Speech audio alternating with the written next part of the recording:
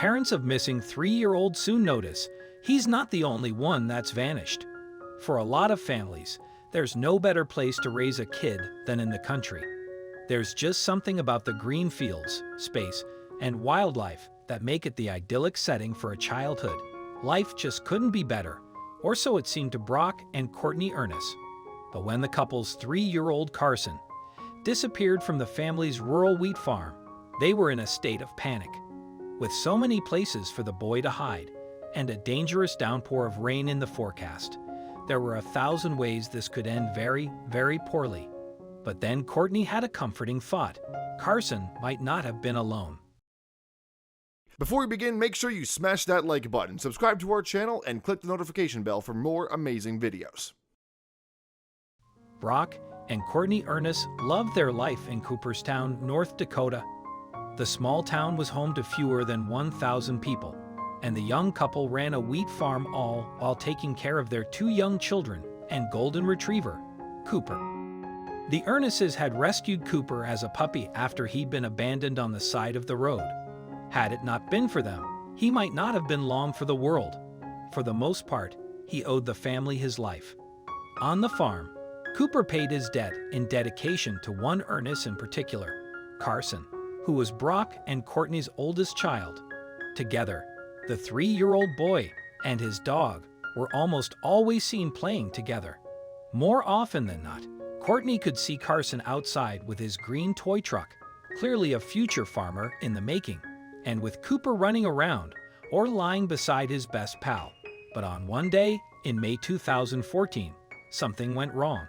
Carson had been outside playing with Cooper one evening, but by 7:30 p.m., he hadn't come inside the house yet. "I figured he'd start getting hungry sometime," Courtney told an ABC's news affiliate, "but he never showed up for dinner." So Courtney began hurriedly searching for her son. She checked all around the house and on the farm, in the barns, and under the tractors. After several hours, she still couldn't find her son anywhere. "I lost it," Courtney said. With a nervous laugh, Brock admitted, "I was a little worried." So at around 8:30, the couple conceded they wouldn't find Carson on their own and called 911. Still, something gave Courtney the tiniest sliver of relief. Cooper was missing, too, and strangely, that offered Courtney and Brock some comfort. "You start thinking the worst," Courtney said. "But then again, I knew that Cooper was gone. If anybody was going to find Carson, they'd just have to find Cooper." After the 911 call, an emergency search party formed. And in true small-town fashion, it included just about everyone within city limits. Over 200 people on foot, horseback, and ATV. Even a plane and a dog exclamation showed up in the hunt for the missing boy. However, the weather played a factor too. Temperatures in North Dakota can drop down low that time of year, and even more troubling was that it was raining, turning farmlands into mud puddles. In other words, they had to find Carson and Cooper fast.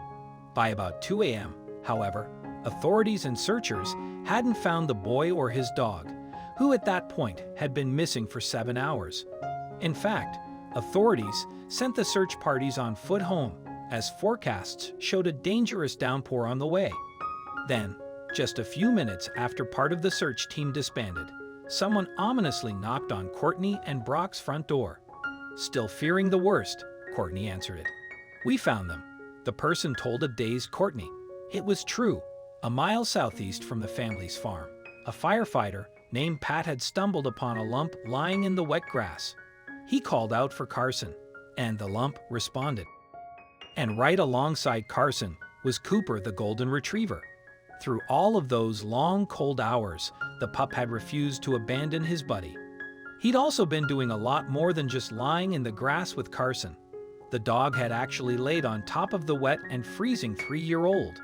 That's right, Carson's canine companion had sacrificed his own well-being to keep his little friend warm on that rainy night. The dog's heroism brought Courtney and Brock to tears. "He's a great dog," Courtney said of Cooper. "I just didn't realize he'd actually be, like, lying on him and keeping him warm and protecting him." Brock added, "I was really proud of him." After Carson and Cooper returned home, Paramedics rushed the boy to the hospital to check on his condition. With only a few torn clothes, the 3-year-old was released shortly after his arrival, though not without a complaint. "He came up to me today," Courtney said a few days after the incident, and he said, "Mom, I was really scared. But Cooper laid on me. He kept me warm." That prompted a question from Courtney. "What about your feet?" she asked her son. Carson shook his head. "No, not those." Apparently, while he was willing to give the dog credit for his heroism, the playful 3-year-old was still a bit irked that Cooper didn't think to keep his feet warm.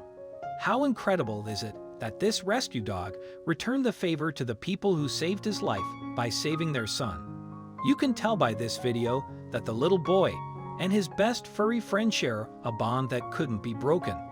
Thanks to this heroic dog and his protective instincts, one little child survived a terrifying experience.